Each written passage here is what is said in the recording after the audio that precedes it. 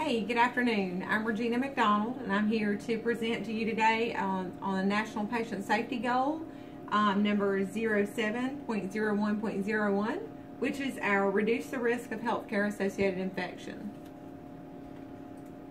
So, what is this goal actually? So, the goal is reduce the risk of healthcare-associated infection.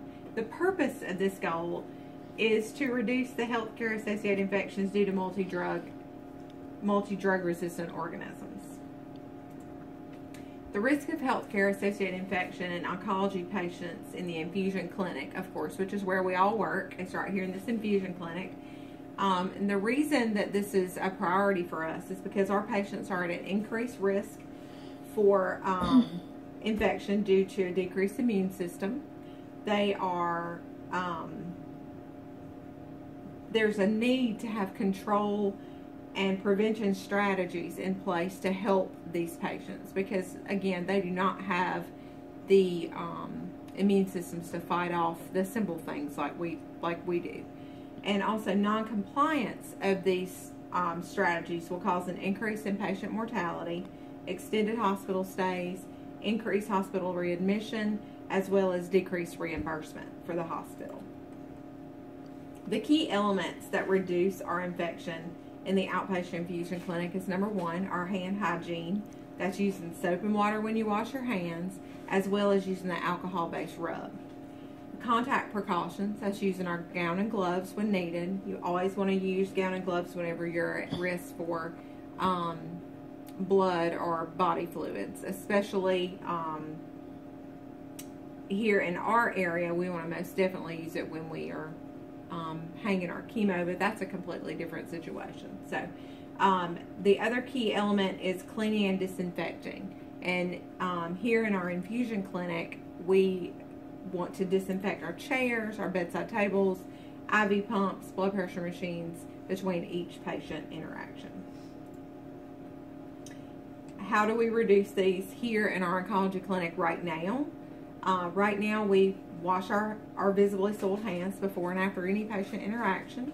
We wear gloves and a gown whenever we need to avoid contact with blood or body fluids. We, at the patient's discharge, the chair, the bedside table, IV pump, blood pressure cuff, as well as the visitor chairs, all wiped down with the gray top Sandy wipes, and then the orange top bleach wipes are used for the actual IV pole. And once that's been cleaned, it has to be left wet for 3 minutes. So we always make sure that we leave that area vacant for a minimum of 5 minutes before we bring the next patient back to that chair. The case study that I brought up for this particular presentation is about an outpatient clinic and how they helped patients become more aware of good hand hygiene. With this, it was a two-phase study. The patients were given a questionnaire that had 7 questions. 4 of those questions asked the patients about the healthcare team and about whether or not they washed their hands when they entered the room, before they did any kind of procedure, post leaving the room, post-procedure, those kind of things. The last 3 questions assess the patient's attitude toward hand hygiene. In phase 1, the hand hygiene, the clinic hung up flyers throughout the clinic, saying use your, hand hygiene, wash your hands, use the hand sanitizer, that kind of thing. And they put up hand sanitizer stations throughout the clinic. In the second phase, the clinicians actually offered hand sanitizer to the patient when they were using it themselves in front of them. And the results of this particular case study, there were 384 questionnaires filled out.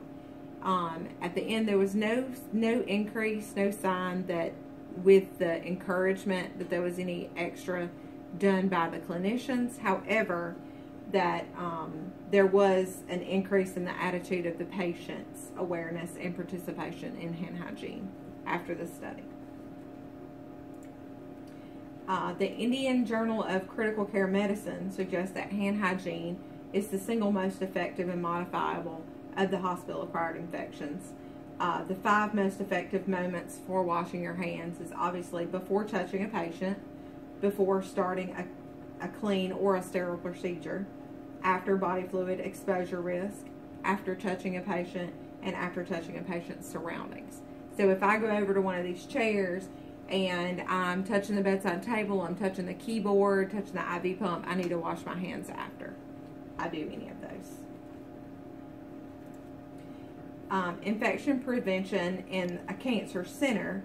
This particular study talked about the implementation of hospital-acquired infection bundles and antimicrobial stewardship as it being an essential component for all infection prevention programs.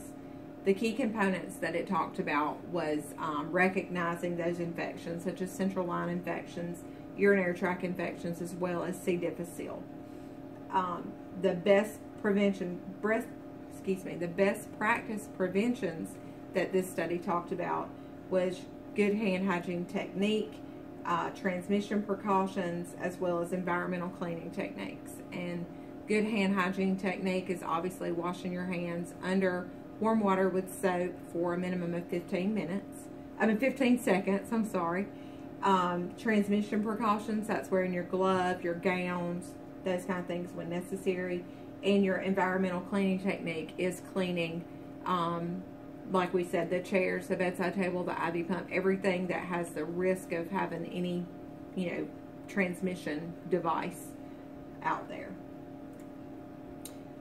So the conclusion of my presentation today is based on the case study and the other research, that hand hygiene research that the hands are the most common vehicle of transmission for infectious organisms, and infection control can be effective by following 3 simple rules. Number 1, proper hand hygiene. Number 2, the use of standard precautions. And number 3, proper environmental cleaning and disinfection. Thank y'all for your time today. Have a great day.